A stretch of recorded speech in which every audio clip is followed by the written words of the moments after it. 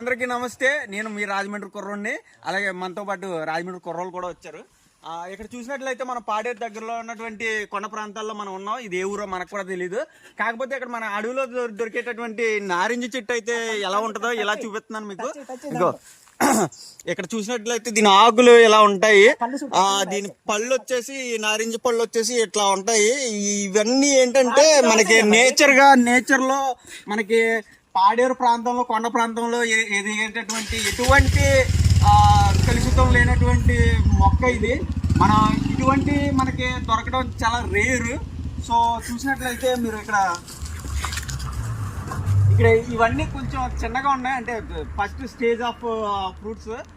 మనకి ఇంకొక 10 days అయితే మనకి తినడానికి పనికి వస్తాయి. ఇప్పుడు మనం దీన్ని లెమన్ గా కూడా యూజ్ చేసుకోవచ్చు. ఇది ఎంత టేస్ట్ గా ఉందో మీకు ఇప్పుడు నేను తిని చూపిస్తాను ఫ్రెండ్స్. ఇది మీకు ఇప్పుడు కోసాను.